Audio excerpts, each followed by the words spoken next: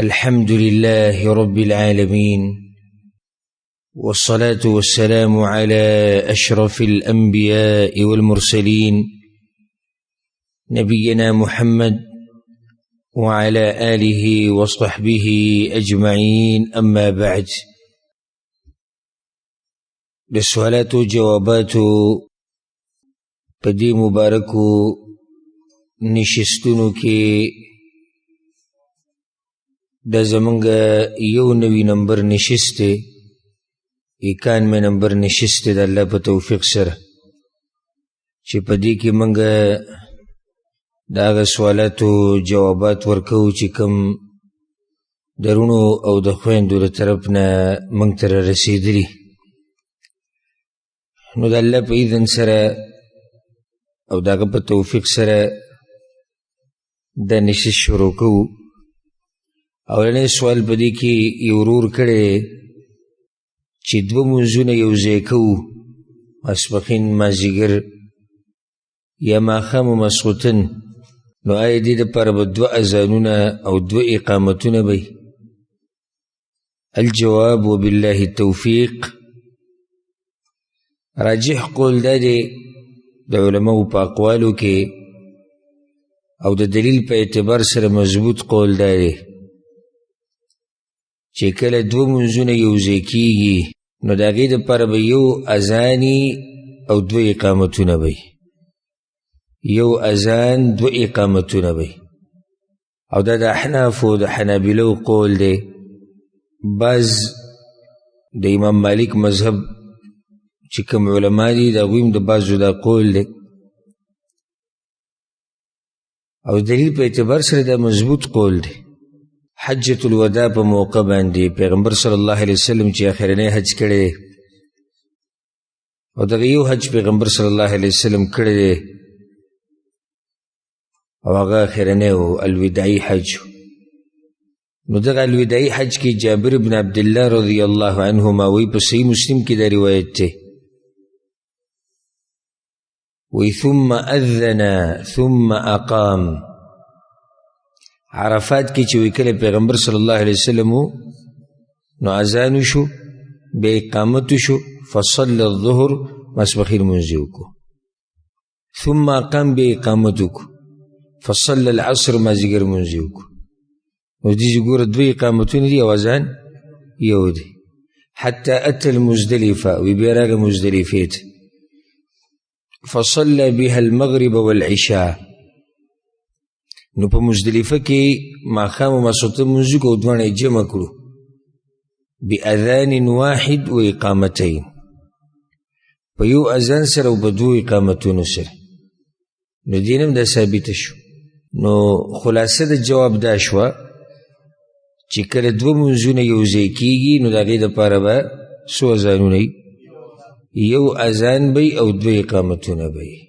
ہر منزل پارا بزان لا اقامتی واللہ اعلم. دا ورو سوال کردے دے چی ما تا چا دا حدیث بین کردے او زد دی دا صحت ببارکی تپوس کول غارم چی آیا داشتیو کنا ویچارت دی حدیث بین کردے چی پیغمبر ویلی دی چی زما چی کم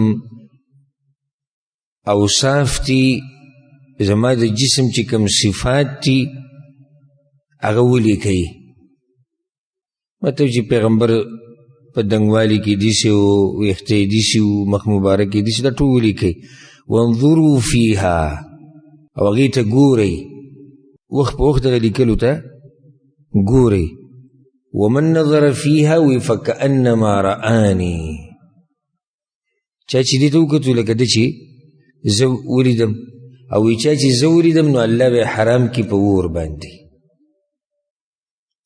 او اللہ بے پا دشمن باندی زورور کی او اللہ بے دا قیامت دا غیرین محفوظ ساتی او اللہ بے دا پیریانو دا انسانانو دا شرن پا حفاظت کی ساتی او چاچی وی دا ولی کل دا پیغمبر دا اوصاف دا غا اخلاق دا غا جسمانی صفات دا طول پا کی دا نرارو چی چا دا ولی کل او دا مڑی سر خخ کرو نو یاللہ بے دا قبر دا عذاب نہ بچ گئی او چا چې پکې د مازدیګر د منځه نه بعد نظر ور واچو، یعنې مازدیګر منځه نه بعد راولګي دا لیکل یې راواغستو، الله به دله د 600 حجونو ثواب ورکوي. 600.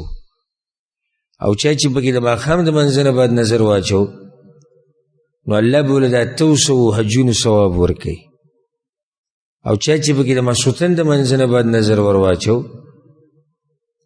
نو لکه ده چې قرآن زر پیرې ختم کو. ضرور تپوس کوي د دې روایت مبارک چې دا شتي و که نه. الجواب دا حدیث اس اصل او نسل یې نه دی معلوم، او دا مشهور دی د صوفیانو سره، تصوف والا. دا صوفیان چې کوم دي دوی اکثر دا خبرې بې سنده دي. دوی زموږ په دې ملک کې هم دا تصوف والا ډېر دي، صوفیان او پیران او مریدان او مجذوبان او دا قصې هلته ډېرې دي. هغوی هم سند منت ته نه ګوري، بس قصه بیانوه، خبره بیانوه. پیغمبر ویلی دي او الله ویلی او صحابي ویلی او بزرگان ویلی او بعض صوفیو ویلی دي او کشف شوی او کرامت شوی، بس دا خبرې ټولې چلیږي. تصوف کې دغه قصې دي. نو دا اوس د صوفیانو روایت دی، هغوی بغیر سنده بیانوي دغه شی. بعضو کتابونو کې راوړی وی کله چې پیغمبر د دې دنیا نه انتقال کو آخرت طرف ته، نو بعضو صحابه کرامو ته چې یا رسول الله ته خو به لاړ شي، خو موږ به ستا نه بعد څه کوو؟ او زموږ سترګې ستا په دیدن مړې شوي نه دي، نو موږ به څه کوو؟ وی پیغمبر ورته چې زما اوصاف ولیکئ او هغې ته ګورئ او بیا دغه قصه ذکر کړې ده کوم چې ضرور په سوال کې ذکر کړې ده. نو حاصل دا دی چې د حدیث منګړت دی، د روایت منګړت دی. خو دا خبر یاد ساتنه پکار دي چې د پیغمبر اوصاف معلومول، د پیغمبر صفات معلومول دا عبادت دی. ګورې دا نیک عمل دی، په دې باندې الله انسان له اجر ورکوي. او وجه د هغې اجر دا ده چې دا کم انسان چې کوشش کوي چې زه معلوم کم چې زما پیغمبر څنګه و، نو دا د پیغمبر سره د محبت ترلاسه داسې کوي، شوق یې دی. لکه یو نیم سړی راشي دا تپوس کوي او دا تپوس د علماو نه وخت په وخت شوی دی، په کتابونو کې دا خبرې علماو بیان کړي دي چې زه غواړم چې پیغمبر مې په خوب کې ولیدی، څنګه به یې وینم؟ نو چې مسلمان چې دا سوچ او غم او فکر چې ما پیغمبر ولیدی په خوب کې، خو محبت یې دی ورسره کړی. هر سړی خو دا سوچ نه لري، خو هغه سړی دا سوچ لري چې پیغمبر سره یې محبت شي. اوس یو سړی د سیرت کتاب راولي، د پیغمبر خوی معلوموي، اخلاق معلوموي، بدني صفات معلوموي، ته اوس څه خیال هسې لګیا دی؟ ولې لګیا دی؟ محبت یې دی ورسره. نو په دې الله اجر ورکوي، په دې الله اجر ورکوي. او حدیث کې داسې راځي په صحیح مسلم کې دا حدیث دی، پیغمبر صلی الله علیه وسلم من اشد امتی لی حبا، زما په امتیانو کې چې ما سره کم ډیر محبت کوونکي خلک دي هغه دي ناس یکونون بعدي، زمانه بعد به بعض خلک راځي یود احدهم لو رآني باهله وماله، ارمان به کوي چې موږ د پیغمبر ولیدی، دا بچیم قربان کړی د پیغمبر هم ولیدی، دا ښځه هم قربان کړی د پیغمبر هم ولیدی، دا مال هم ټول ولګولی خو چې د پیغمبر هم ولیدی. دا هغه خلک دي چې پیغمبر صلی الله علیه وسلم وایي چې په دې امت کې ما سره زیات محبت کوونکي هم دغه خلک دي. او بیا اصل محبت هغه بیا د پیغمبر صلی الله علیه وسلم تابعداري دي، چې دې سره د پیغمبر تابعداري شي، چې یوازې په دې هم کار نه کېږي. لکه دا بریلیان او دا تصوف والا او دا قبر پرست دوی په دې قصو ډېر مین دي. دا چې د پیغمبر زلفان مبارک دي او دا چې د هغه پیزار دي او دا چې د هغه صادر دی او دا د هغه لوښی دی او دا د هغه پیزار او دا قصې کوي او تابعداري نشته د پیغمبر صلی الله علیه وسلم. نو دغه بیا فایده نه ورکوي. د پیغمبر د ذات سره صرف محبت کول او دغه د قول فعل وینا حدیث تابعداري او دا پکې نه وي، دا فایده نه ورکوي. قل ان کنتم تحبون الله فاتبعوني، څوک چې الله سره یقیني محبت کې د پیغمبر تابعداري وکړي. نو اوس یو سړی راولګي لکه زموږ په ملک کې بریلیانو یو رواج راویستی تاسو بریدلی په دې کمیس باندې هم د څه دغه لګولی نقشه انا علیه دا جوي دغه پیزار دا څه محبت دی صرف په دې کارې بعضو په پټکي لګولی دلته په دې منځ کې او بعضو د جومات په مناره لګولی او بعضو د جومات په محراب کې لګولی سوال دا دی چې دوی سره خاصې نقشې جوړه کړي دي دغه نقشې پته هم نه لګي نه اصل شته او نه سند شته ویسې نشته یو شکل یې جوړ کړی دی د پیغمبر پیزار دیسي د صحابه کرامو په دور کې د پیغمبر یقیني پیزار و که نه و کم یو صحابي د پیغمبر پیزار په سر پورې تړلی کم یو صحابي په جیب باندې داسې لګولی کم یو صحابي د جومات په محراب کې زوړند کړی کم یو صحابي د جومات منارې پورې تړلی کم یو صحابي جومات د دیوال پورې زوړند کړی داسې بیا زه ډېر تپوسونه دي او د پیغمبر صلی الله علیه وسلم سره په دې ټول امت کې زیات محبت کوونکي انسانان هغه دغه صحابه کرام دي نو دا زمونږ د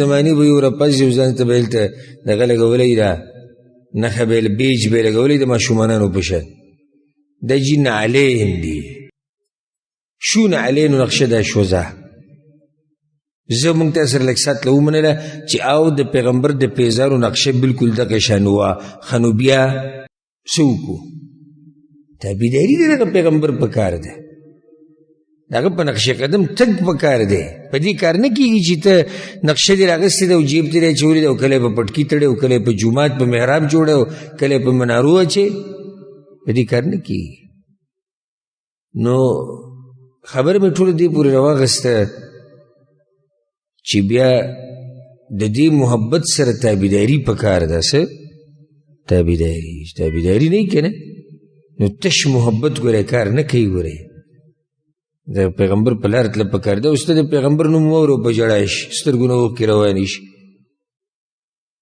او چې بیا درته سړی وایي چې یاره د پیغمبر یو حدیث دی په هغې کې دا مسله داسې راغلی یاره په دغه باندې اوس څنګه عمل وکړو مونږ نو تا خو لږ ساعت مخکې نوم ته یې ژړل یا بعضو ته چې پیغمبر صلی الله علیه وسلم نوم او دا چل به شروع کړي بیا ورته یو حدیث کې راغلی چې دا مسله دي دغه وایي زموږ مذهب کې نشته نو تا خو سترګې ښکلولې د هغه د نوم سره او ګوتې دې ښکلولې نو داسې هغه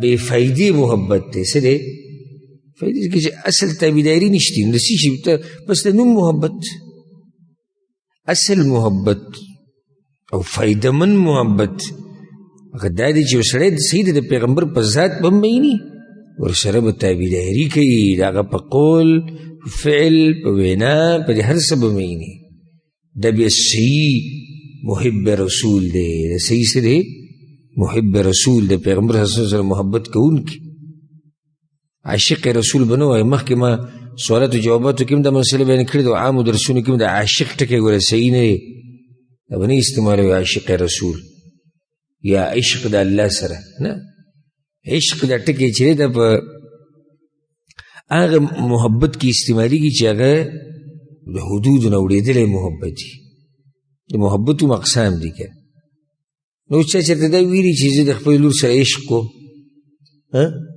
څه وایي لور سره څه کوم محبت کوم مینه ورسره کوم زه د خپلې مور سره مینه کوم په مور مین یم مور سره محبت کوم خو داسې څوک وایي چې زه د مور عاشق یم مور سره عشق کوم نو بیا څنګه د پیغمبر په باره کې ټکی استعمالوي عاشق رسول وایي که زموږ ملک وایي دا پرېږدو دا وابیان دا وی عاشقان رسول نه دی وی عاشقان رسول اول خو دا ټکی دی وی صحیح نه دی عشق څنګه د الله سره کې او د الله د پیغمبر سره کې حدیث وایه پلانې پیغمبر سره محبت کوي الله سره محبت کوي دا صحیح دی خو د عشق ټکی استعمالول نه دی پکار الله دی موږ ته د پیغمبر صلی الله علیه وسلم د تابعداري او هغه سره د محبت کولو توفیق راکړي دا یو ورور سوال کړی چې یو سړی جومات ته ورننوځي د اقامت نه لږ ساعت مخکې نو دی به تحیت المسجد هغه 2 رکعته به کوي که نه ولاړ به انتظار به کوي بس پکې 2-3 منټه ولاړي. الجواب دا خبره صحیح ده، بعض موږ هم لیدلي دقه شان نیغ به ولاړي او 4 منټه به پکې واوړي 15 به واوړي او دی به ګړۍ ته داسې ګوري ټیم شوی دی و دقې ګړۍ ته به ګوري او کله به یو طرف ته سر ته وي کله لږه 2 رکعتو کې ټیم شتي نه دی به ولاړي دقه شان. دا خبره یاد ساتل پکار دي چې کله سړی جومات ته ورننوځي په ده باندې د جومات حق دی چې دی به 2 رکعته کوي. اذا دخل احدكم المسجد فلا يجلس حتى يصلي رکعتین. په صحیح بخاري صحیح مسلم کې دا حدیث دی. تاسو کې یو سړی راننوځي جومات ته دا وخته پورې به نه کښېني چې څو پورې 2 رکعته نه یې کړي. او مکروه دي بغیر د تحیت المسجد کولو نه کېناسته دا 2 رکعته کول پکار دي. خو ضرور وي چې یو سړی راننوځي د اقامت نه لږ ساعت مخکې نو دی به مونځ کوي او که نه نو بیا د دې تفصیل دی. که چېرته د ده غالب ګمان دی چې اوس دغه د اقامت کېدو والا دی او دی د وخت سره عادت وي او هر څه ورته معلوم وي او بس دغه د اقامت کېدو والا دی نو بیا صحیح ده انتظار دی وکړي لږ ساعت. ورته پته دی چې معمولي وخت پاتې دی. یو سړی دی چې هغه ته پته ده غالب ګمان یې دا دی چې کېږي پکې دا 2 رکعته نو بیا به کوي. دریم هغه دی چې دې اقامت پته ورته نشتي چې یاره څومره وخت پاتې دی او اوس به اقامت کېږي که نه به کېږي د دې مونځ شروع کړي. دا نه چې ولاړ به یو نندارې به کوي یو ته به ګوري او بل ته به ګوري. د هر څه نه غوره دا دی چې دی مونځ وکړي. که د منځه په دوران کې اقامت وشو د مونځ کوو اقامت وشو نو بیا د علماو ډېر اقوال دي. یو قول دا دی چې که دی وي په 2 رکعت کې نو مونځ دې پوره کړي او بعض وایي که تکبیر تحریمت یې ځي نو د مونځ دې مات کړي. بعض وایي که دی پکې رکوع راګیرولی شي نو د مونځ دې پوره کړي او بعض وایي چې اقامت څنګه شروع شو مونځ به ختموي او صحیح خبره هم دا ده. دا پکې نشته چې رکوع راګیرولی شي که نه تشهد راګیرولی شي که نه.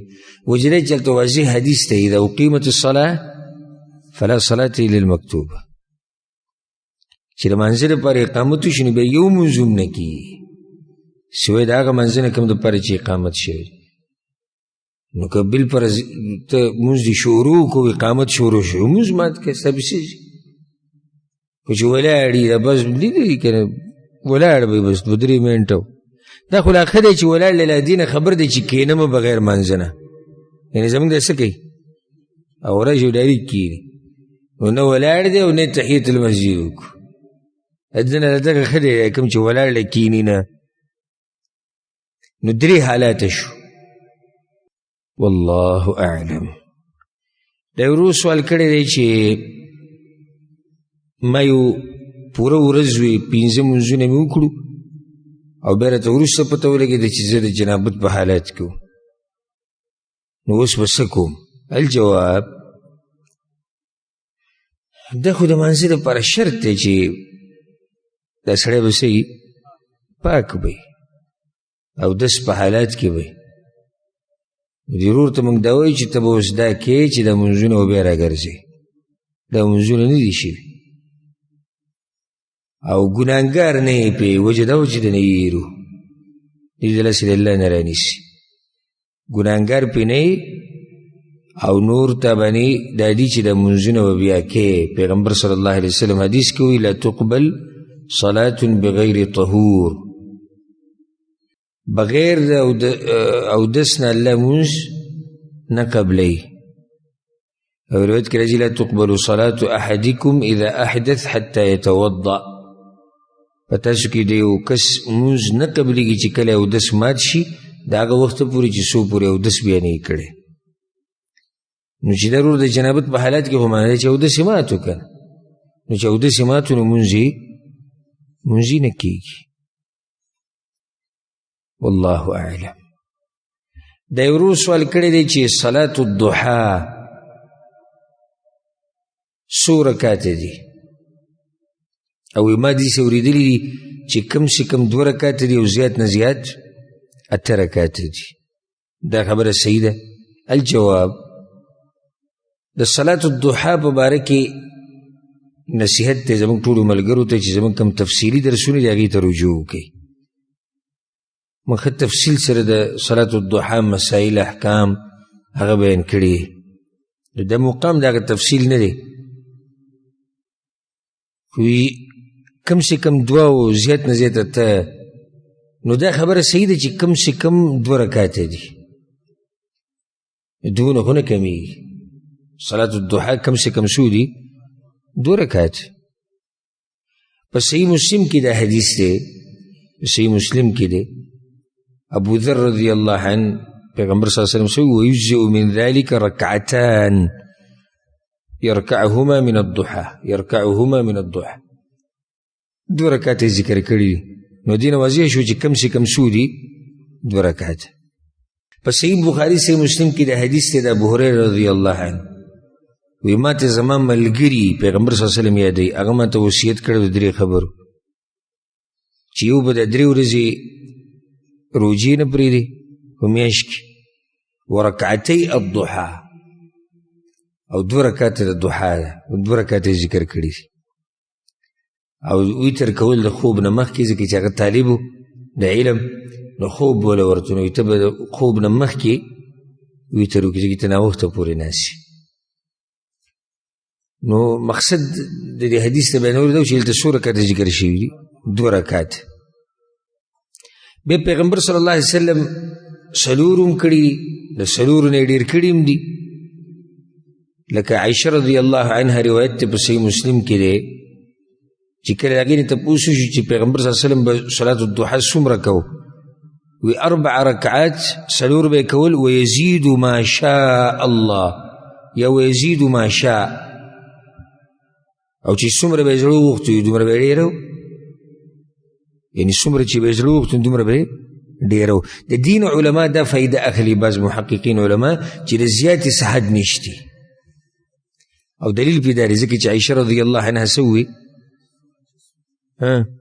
چې څومره او ډېر به چې څومره به یې زړه وشو دومره به یې ډېر وکړو. 4 رکعته به یې کول او چې زړه به وشي ډېره وبه، ښه څومره به یې ډېره وي چې څومره به یې وغوښته. نور د حنابلو دا مذهب دی، دغه شان مالکی مذهب والا چې زیات نه زیات 8 رکعته دي. وجه دا دی چې پیغمبر صلی الله علیه وسلم د فتح مکې په موقع باندې د ام هانی په کور کې 4 رکعته کړي، 8 رکعته کړي. او احناف او شوافع دا وایي چې زیات نه زیات 12 رکعته دي. یو حدیث ذکر کوي امام ترمذی امام نسائی راوړی دی، من صلى الضحى 12 ركعة بنى الله له قصرا من ذهب في الجنة. چا چې 12 رکعته منځ کو د صلاة الضحا نو الله بدل یو قصر یو بنگله جوړی د سرو زرو په جنت کې. 12 رکعته ذکر کړي. دا روایت سندن کمزور ہے. نو راجح خبره دا د العلم عند الله چې کم سے کم 2 رکعته دي او زیات نه زیات چې څومره کې کم سے کم 2 رکعته زیات نه زیات چې څو کې او طریقې دغه د 2 رکعته کول. والله اعلم. دا یو ورور ته پوښتنه کړې دی چې قرآن کریم کې 14 سجدې دي که 15 سجدې دي؟ وی چې قرآن کریم کې 14 دي که 15 سجدې؟ تحقیقي قول دا دی، تحقیقي چې په هغې باندې دلایل هم شته الحمدلله. په قرآن کریم کې 15 سجدې دي، 15 سجدې دي. او دې باره کې روایت هم شته، امام ابو داود امام ابن ماجه راوړی دی، امام حاکم هم راوړی. عمرو بن العاص رضی الله عنه وی پیغمبر صلی الله علیه وسلم ما ته 15 سجدې په قرآن کې ښوولې دي. وی ما ته پیغمبر څو سجدې ښودې دي؟ 15. اولنۍ سجده په قرآن کې په سورة الاعراف کې ده. ان الذين عند ربك لا يستكبرون عن عبادته ويسبحونه وله يسجدون. په سورة اعراف کې اولنۍ شو. دویمه سجده په سورة الرعد کې ده. الرعد ولله يسجد من في السماوات والأرض طوعا وكرها وظلالهم بالغدو والآصال. دريم سجدة سورة النحل كده ولله يسجد ما في السماوات وما في الأرض من دابة والملائكة وهم لا يستكبرون. سلورم سجدة سورة بني إسرائيل كده يا سورة الإسراء قل آمنوا به أو لا تؤمنوا إن الذين أوتوا العلم من قبله إذا يتلى عليهم يخرون للأذقان سجدا. بينزم سجدة سورة مريم كده إذا تتلى عليهم آيات الرحمن خروا سجدا وبكيا. شبقم سجدة سورة الحج كده ألم تر أن الله يسجد له من في السماوات ومن في الأرض إلى آخر الآية. وما سجدة دام بسورة الحج كده سيد دلائل نه ثابت دي چې سورة الحج کې 2 سجدې دي. بعض مصحفونو کې لیکلي کني چې سجده دا سجده ده عند الشافعي د امام شافعي په نزد نه صحیح د پیغمبر صلی الله علیه وسلم نه ثابت دي په صحیح دلایل سره. نو سویمه سجده وما او په سورة الحج کې دویمه يا أيها الذين آمنوا اركعوا واسجدوا واعبدوا ربكم وافعلوا الخير لعلكم تفلحون. أتم سجدة سورة الفرقان كده وإذا قيل لهم اسجدوا للرحمن قالوا وما الرحمن أنسجد لما تأمرنا وزادهم نفورا. نعم سجدة سورة النمل كده ألا يسجدوا لله الذي يخرج الخبأ في السماوات والأرض. لسم سجدة سورة السجدة كده ألف لام ميم تنزيل كده. أو يولسم سجدة سورة صاد كده وظن داود أنما فتناه دقايتك. دولسم سجدة بسورة فصلت كده ومن آياته الليل والنهار والشمس والقمر. ديار لسم سجدة سورة النجم كده فاسجدوا لله واعبدوه. أو سوار لسم سجدة سورة الانشقاق وإذا قرئ عليهم القرآن لا يسجدون. او باللسم سجده بسورة العلق كاخرني سجده ده كلا لا تطعه واسجد واقترب. نو دا ټولې 15 سجدې شوې. 15 سجدې دا د تحقیقي قول چې کوم دی راجح د هغې مطابق دی قرآن کریم کې والله اعلم. دا ورو سوال کړی چې کله نا کله بعض ډاکټران یو بیمار ته د شراب د سکو وایي چې دې کې به ستا د بیمارۍ علاج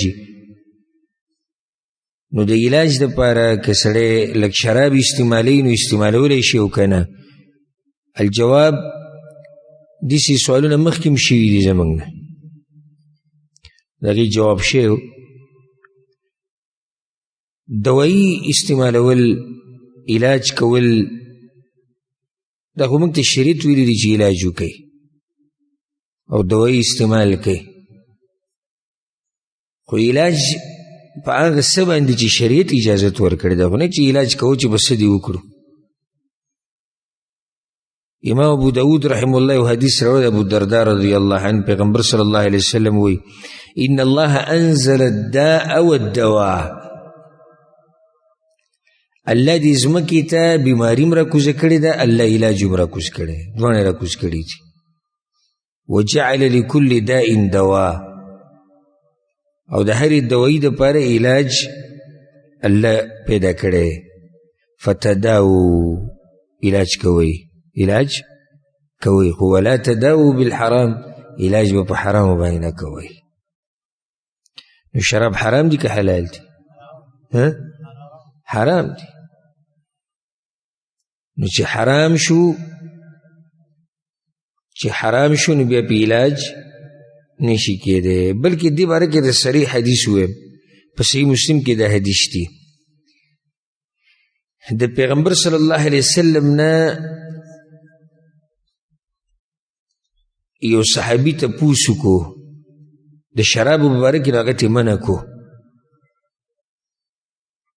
وی شراب به نه جوړې هغه وی یا رسول الله انما اصنعها للدواء زه د څه لپاره جوړو دوایي لپاره دا خو واضح روایت دی نو پیغمبر ورته وی انه لیس بدواء ولکنه دا دوایي نه ده دا خو بیماري ده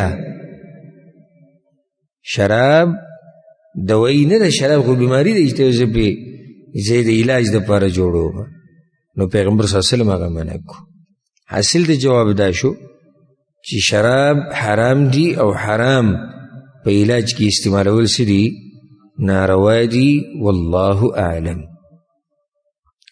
دا ورور تپوس کړی چې یو دعا ده چا راته ښوولې ده وی چې دا به سحر ټیم کې وی سحر منزله چې ځي اللهم إني أسألك رحمة من عندك تهدي بها قلبي وتجمع بها أمري وتلم بها شعثي وتصلح بها غائبي إلى آخر الدعاء ده دعاء ده وده اشتي كنا يقول إمام ترمذي إمام ابن خزيمة إمام طبراني طول ده رواية راوله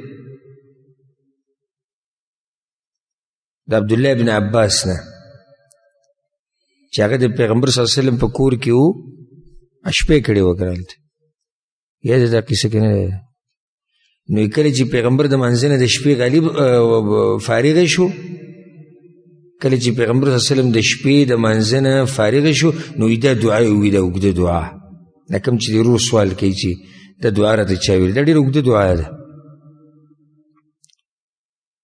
خو دا څومره امامانو چې دا روایت راوړه د څومره علماو د ټولو په سند کې راوي راځي ابن ابي ليلى او ابن ابي ليلى د محدثینو کمزوري کړی دی نو سندن دا روایت کمزوری دی ها دی صحیح حدیث دی صحیح حدیث لکه صحیح بخاری صحیح مسلم کې چې عبدالله ابن عباس د خپلې ترور کره شپه وکړه میمونه رضی الله عنها کړه نو هغې کې یو دعا نقل ده هغه دعا ثابته ده کېدای شي بعضو ملګرو ته یاد وي خو هغه چا ته چې یاد وي به چې ته ډېر حرسناکي او ډېر تکړه وي او د ډېر د لویې برخې خاوند وي اللهم اجعل في قلبي نورا وفي بصري نورا وفي سمعي نورا وعن يميني نورا وعن يساري نورا وفوقي نورا وتحتي نورا وأمامي نورا وخلفي نورا واجعل لي نورا دا دعا ثابته ده نو چې دا دعا شتي په صحیحینو کې دا روایت دی نو دغه دعا ته ضرورت نشتی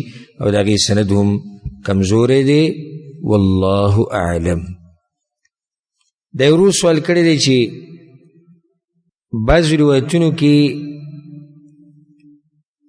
پیغمبر صلی الله علیه وسلم داسې ویلي دي موږ کتلي دي چې یو سړی اودس وکړي او منزله لاړ شي نو اگر روایت کی دی چې به د ګوتې په یو بل کې نه ورکوي دا صحیح خبر روایت کی دی فلا تقولوا هكذا يشبك بين اصابعه یعنی پیغمبر صلی الله علیه وسلم ګوتې په یو بل کې نه ورکوي او ایته یو جواب کې ویلي چې د منځ نه بعد یو سوال جواب کې دی چې د منځ نه بعد د ګوتې په ګوتو کې ورکول جایز دي الجواب دا خبره بالکل صحیح دی چې پیغمبر دې نه منع کړې ده خو یو حدیث کې دی چې راځي د ابو هریره رضی الله عنه روایت ته په صحیح بخاری کې دی وی پیغمبر صلی الله علیه وسلم یو منځ کو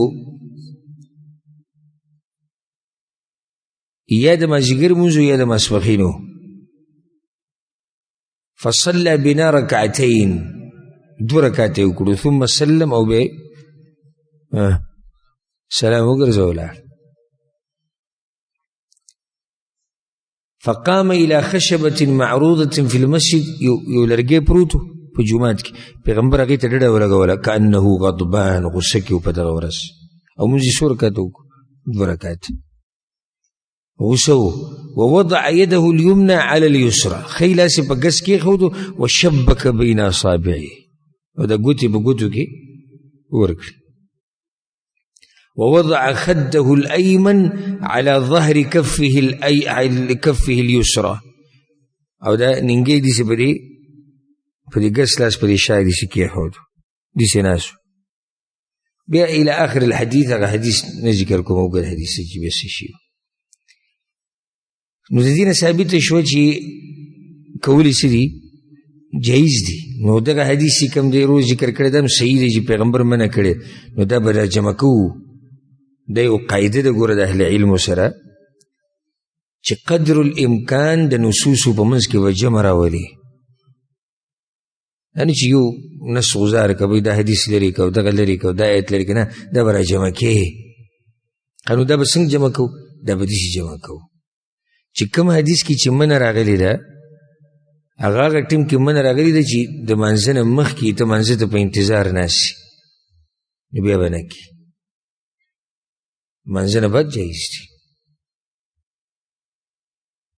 دې نو ګوره زموږ د پښتانه نه دي خبر او زموږ د پښتنو په حال د الله رحم وکړي ډېرو مسلو د دین نه دي خبر که نه که نه ډېرو نه خبر دي سم خیال دی ډېرو نه دي خبر نه دي خبر کړي چا نو چې اوس کوم په منبر باندې ناستي هغه نه خبر نو کته چې کوم ناستي هغه به څه خبر شي چې یو سړی په منبر ناستي او عربي ولا نه اوري دا زه وایم څه ده ولا ته ورته پته نشته قرآن صحیح نشي ویلی نو هغه خپلو مقتدیانو ته څه ښیي یو سړی په خپله قرآن صحیح نشي ویلی مونږ والله د ډېرو مولیانو تقریرونه اورېدلي دي قرآن نشي ویلی صحیح قرآن غلط وایي ښه نو د مقتدیان به تباه نه چې دله قرآن نه ورځي دی به نورې مسلې څه بیان کړي نو زمونږ هغه په جومات کې ناستي دقه شان د زنګونان نه لاسونه تو کړي دی دقه شان کړي کړي که نه کړي ته وکړه دا ټول به جمعې په ورځ خصوصا دغه شان ټول ناستي ټول به د ګوتې دقه شان ورکړي حدیث کې دې نه منع راغلي وجه دې سره دا په انسان کې سستی راولي دا سمه سستی په سړي کې راولي چې دا ګوتې دې چې کړي کنه دا سړي کې سمه سستی او بس به کې بیا ورایږي ټکه ټکه ټکه ټکه دا دې نه منع راغلي بلکې بس په منځ کې دیږي دا چل پکې دا د عربو کې دا عادت ډېر دی بیا داسې به لګیا او دا ټکا به جوړه کړي او دا نو د منځه نه بعد که یو سړی ګوتې په ګوتو کې ورکوي نو بیا څه دي جایز دي خو چې منځه ته په انتظار ناستي نو بیا به یې مه کوه والله اعلم دا یو ورو سوال کړی دی او ډېر علمي سوال یې کړی دی وی روایتونو کې راځي چې هغه کس په سفر باندې لاړ د مدینې نه دمشق ته چې د ابودردا رضی الله عنه یو حدیث واوري نو ابودردا ورته د علم د فضیلت هغه حدیث بیان کو من سلک طریقا یبتغي فیه علما هغه اوږد حدیث ورته بیان کو سوال د دې ورور دا دی چې دا کس چې د مدینې نه تللی و دمشق ته په ابودردا پسې نو دې حدیث له تللی و که نه دا ورته هغه د خپل طرف نه بیان کو د علم د فضیلت الجواب په سنن د امام ابو داود کې د روایت شته امام ابن ماجه راوړی ډېر ښایسته خوندور روایت دی او کوم ملګري چې د درسونو اهتمام کوي د هغوی دپاره ډالۍ ده کوم چې درسونو اهتمام کوي او یادوي او محنت کوي او کوشش کوي کثیر ابن قیس رحمه الله وی زه د ابودردا رضی الله عنه سره ناست ومه فی مسجد دمشق په جومات کې ناست شام کې ها واورئ یو سړی راغی وی یا ابودردا ای ابودردا انی جئتک من مدینة رسول الله صلی الله علیه وسلم زه د مدینې نه راغلم په تا پسې د مدینې نه شام ته راغلم دمشق ولی لحدیث بلغنی انک تحدثو چرته ویلي چې ته یو حدیث بیانې د پیغمبر صلی الله علیه وسلم نه اورېدلی چې هغه ما ته ووایې یو حدیث لپاره د یو حدیث لپاره د مدینې نه لاړ دمشق ته، دا قوم به الله نه بخي، په دې قوم به الله رحم نه کوي. او چې سړی په ورځ کې 40 منټه او 50 او په هفته کې یو درس ته یو بیان ته یو وعظ ته یو نصیحت ته نشي کېناستی، یو دا دي. نو هغه ما جئت لحاجه، بل څه لپاره نه یم راغلی، همدقې نه راغلی یم. نو ابودردا ورته ما د پیغمبر نه یو حدیث اورېدلی، د ورور د دې حدیث باره کې تپوس کی، من سلک طریقا یطلب فیه علما. ابودردا ورته وی پیغمبر ویلی دي چې څوک په داسې لار روان شو چې علم یې زده کوي، یو لارې راټینګه کړه د څه دپاره؟ د علم د زده کولو دپاره.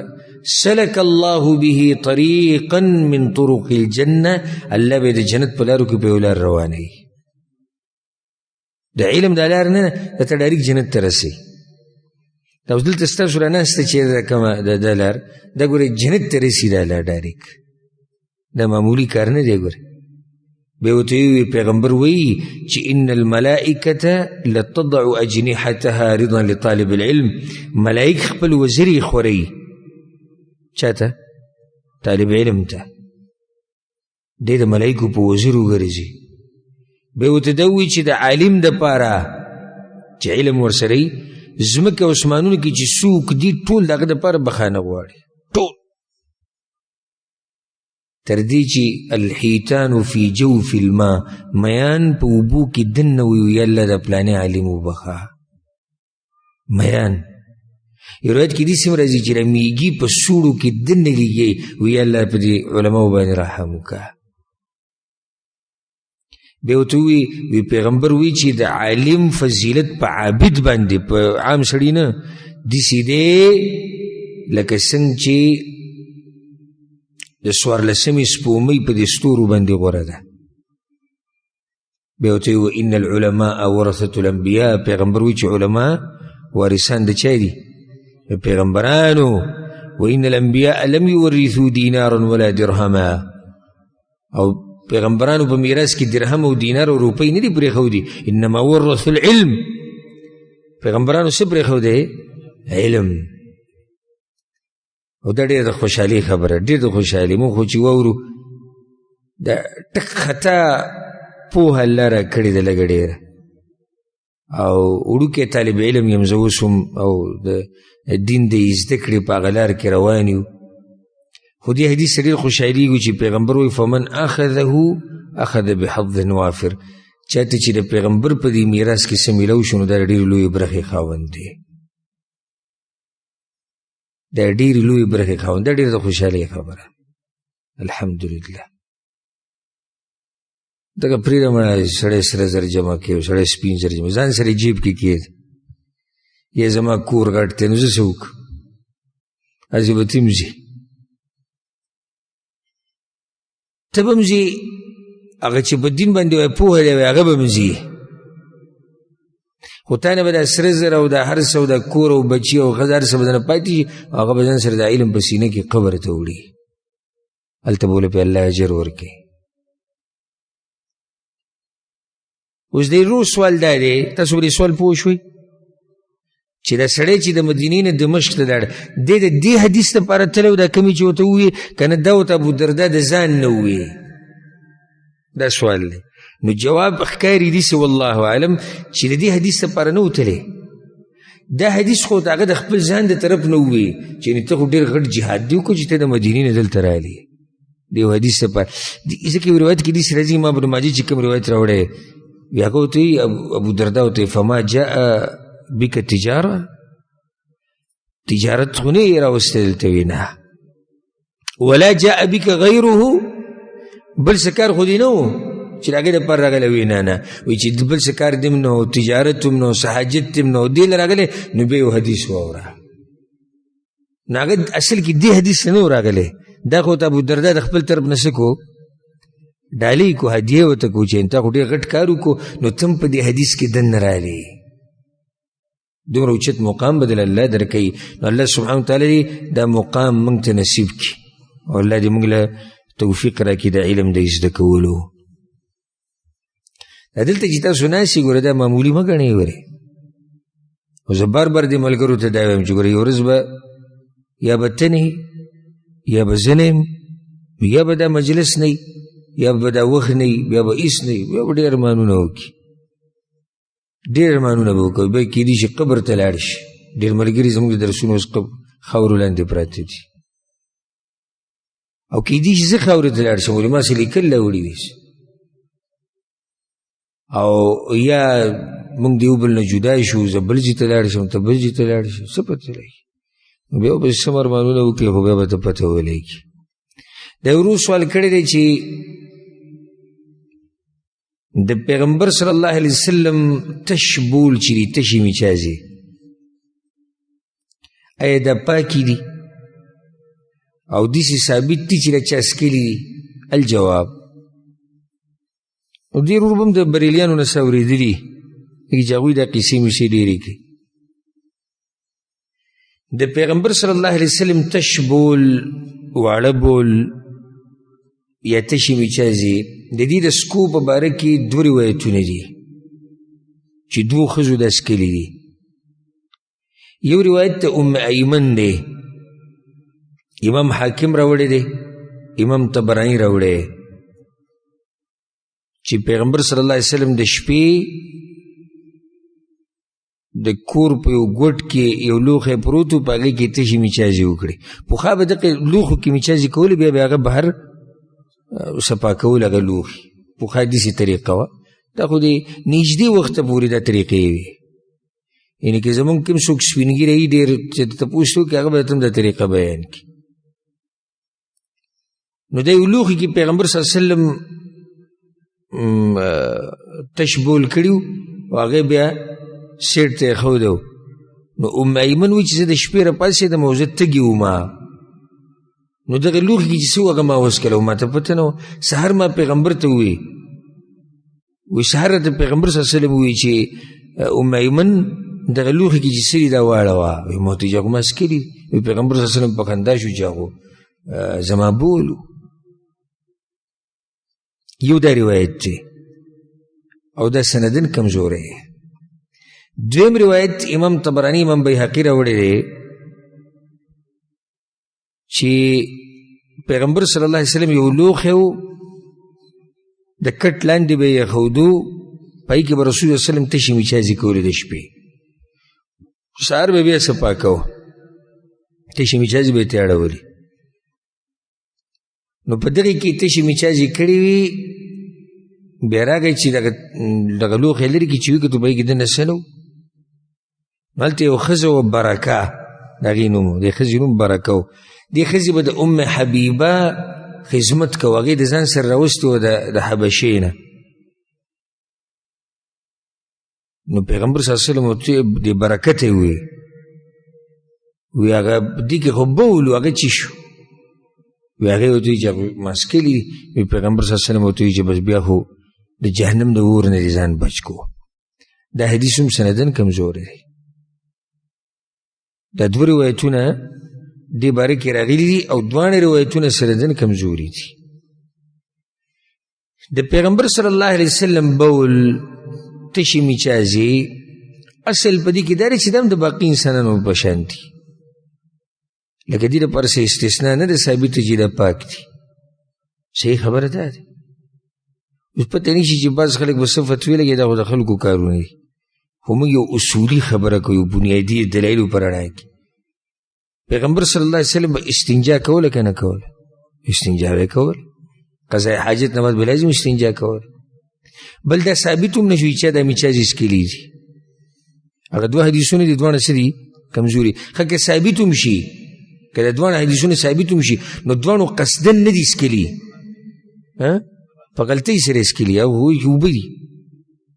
یعنې که بالفرض دا حدیثونه ثابت هم شي، نو هغوی داسې ارادتن خو نه دي ورغلي چې موږ ځو دا میچازې څکو، ته پته نه وه چې دې کې دننه څه پراته دي، دې کې دننه میچازې دي. او پیغمبر صلی الله علیه وسلم د باقي انسانانو په شان انسان دی، د هغوی په شان بدن، د هغوی په شان تشې میچازې، د هغوی په شان اودس ماتې به یې کو. قل انما انا بشر مثلکم، قرآن کې دي. حدیث کی دا دی صحیح بخاری سے مسلم کی حدیث سے انما انا بشر مثلکم انسا کما تنسو جستاسو بچان انسانیم زمانم ایری خبر سنگجتا سنے ایری یہ روایت کی دی سے راجی صحیح مسلم کی داشتی چی انما انا بشر ارضا کما یرضا البشر و اغضب کما یغضب البشر زمستاسو بچان انسانیم سنگجتا سکی وسڑے غسکی شنزم غسکی گا تاسو کې وسړی راضي کېږي د شنزم راضي کېږم. ها اوس استثنایی حالات راشي یو نص راشي چې بای کې دی چې دا خبره د پیغمبر دپاره خاص بیا صحیح ده. لکه اوس صحیح بخاري صحیح مسلم کې حدیث دی پیغمبر صلی الله علیه وسلم سوی عایشې ته یا عایشه ان عینی تنامان ولا ینام قلبی زما سترګې وده کېږي خو زما زړه نه وده کېږي.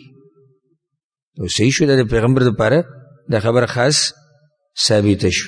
یا لکه حدیث کی جرازی پر صحیح بخاری سے مسلم کی حدیث سے انس بن مالک پیغمبر صلی اللہ علیہ وسلم سے ہوئی انگ بین کڑم دے سوئی پیرے اقیم الصفوف فإنی اراکم خلف ظہری دا صفون برابر کئی ذکر چیزستا سو دشانا دشانا اینما. نو اس منگ دیسی کوئی لفی چیدہ دا پیغمبر دا پارس شو دا پیغمبر صلی اللہ علیہ وسلم دا پار خاص شو دیسی قسم حالاتو کہ نور عام چکے مسئلی اگر دا پیغمبر صلی اللہ علیہ وسلم دیسی لکه څنګه چې دی امتیان وي. والله اعلم. د یو روز سوال کړی دی چې د ماسپښین د منځ نه مخکې چې رقم سنت دي د 2 رکعات دي او که د 4 دي. الجواب بعضو حدیثونو کې داسې راغلي چې د 2 دي لکه عبدالله بن عمر رضی الله عنه حدیث دی په صحیحینو کې ای کې 2 راغلي دي او په بعضو کې راغلي دي چې دا 4 رکعات دي لکه حدیث ته ام حبیبه امام ترمذی راوړی. نو 4 کولم جایز دي 2 کولم جایز دي خو 4 چې وکړي نو هغه 12 رکعات دي جوړېږي هغه الله چې به کور جوړوي په جنت کې. لکه ام حبیبه رضی الله عنها روایت ته په سنن ترمذی کې شته پیغمبر صلی الله علیه وسلم وی من صلى في يوم وليله 12 ركعه بني له بيت في الجنه چا چې 12 رکعات مونځ وکړو د سنت یادی الله بولا په جنت کې کور جوړی. نو 4 قبل الظهر ورکعتين بعدها ماسپښین نه مخکې 4 او وروسته 2 ورکعتين بعد المغرب ماښام نه بعد 2 څو شو 8 شو ورکعتين بعد العشاء وماسوتن نه بعد 2 دا لس شو ورکعتين قبل صلاة الفجر او د سحر د منځ نه مخکې 2 نو دا 12 رکعات شو. نو چې 4 دی وکړو نو دغه فضیلت پې ته میلایي او که څوک 12 وکړي نو هم څه حرج پکې نشته. په دې باندې به اکتفا وکړو او سوالونه ډېر پاتې شو انشاءالله دا به روان نشسته پرېږدو. الله دې موږ پوه کړي په قرآن او په حدیث باندې. هذا والله أعلم وصلى الله وسلم على نبينا محمد وعلى آله وصحبه أجمعين.